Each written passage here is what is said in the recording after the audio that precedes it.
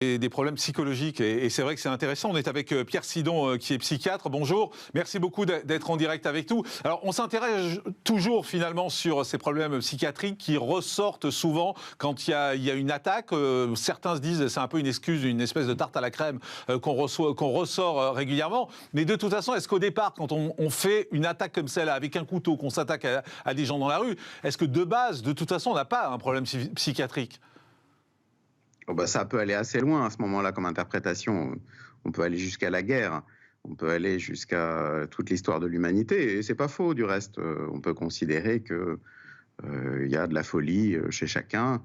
Ça ne permet pas du tout d'avancer, ni de prévenir, ni même de traiter, puisque quand il y a des croyances qui sont bien implantées, des certitudes, il n'y a pas de traitement psychiatrique, ni médicamenteux, ni même par la parole psychologique qui ait une efficacité. Donc on est bien au-delà de ces questions de pathologie dans cette affaire. D'autant que on n'a pas le sentiment ici qu'à part peut-être ce contrôle intra-européen des frontières, qui est peut-être quand même difficile à mettre en œuvre actuellement, on a déjà du mal à défendre nos frontières extérieures.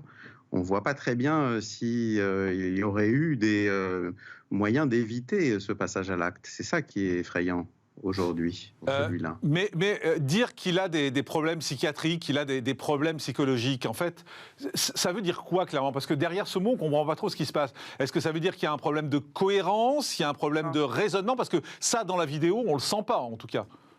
Tout le monde en a des problèmes psy. L'être humain a des problèmes psy par définition, by design. On est fait comme ça. Alors évidemment, quand les gens sont très désordonnés, quand ils sont très confus, là c'est plus clair et on peut plus facilement se défausser sur une cause psychiatrique. N'empêche, il faut que cette cause psychiatrique ait rencontré un discours articulé. Et là, c'est clairement très articulé. Ça peut être plus ou moins cohérent. Si on parlait avec lui plus longtemps, peut-être on verrait comme un des invités sur votre plateau a signalé qu'il ne connaissait pas bien l'histoire. En effet, probablement, mais d'une manière générale, il y a un accueil qui est fait à une idéologie. L'idéologie n'est pas une pathologie psychiatrique. L'idéologie ici, elle est très clairement exprimée. C'est une idéologie, alors je ne pense pas qu'on puisse parler de racisme anti-français, parce que heureusement, la France n'est pas une race, mais on peut parler en tout cas d'une idéologie anti-française, probablement inspirée par la Russie. Donc c'est un acte de guerre qui a trouvé son soldat. Ce qui veut dire donc que ce n'est pas psychologique, en fait. C'est un problème dans le raisonnement, c'est un problème dans les informations qu'on lui a données, ce n'est pas un problème psy. Oui, enfin, il y a une certaine peut-être faiblesse psychologique qui rend plus ou moins sensible à la propagande, mais on connaît aussi l'efficacité de la propagande. Il y a des fragilités qui sont plus ou moins sensibles à des discours qui sont rassurants, qui sont simples.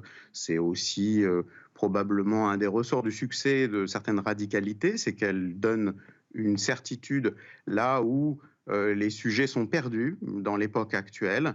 Il y a un grand égarement qui est dû aussi à notre civilisation, qui n'est pas du tout détachée.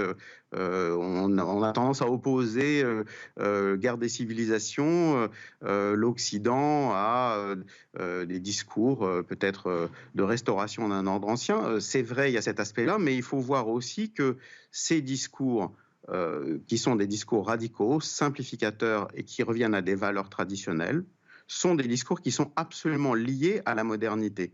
C'est par exemple quand on parle de l'islam, puisque ce monsieur a aussi fait référence au sacrifice et à Allah, c'est un islam tout à fait particulier qui aujourd'hui irrigue ces esprits qui sont peut-être un peu dérangés, sûrement très désaxés, perdus, avec ces problèmes d'immigration, d'anomie, comme on disait jadis, c'est-à-dire que le sujet n'a plus de repères. Eh bien, ces discours-là sont en quelque sorte des traitements de l'égarement auquel conduit notre modernité.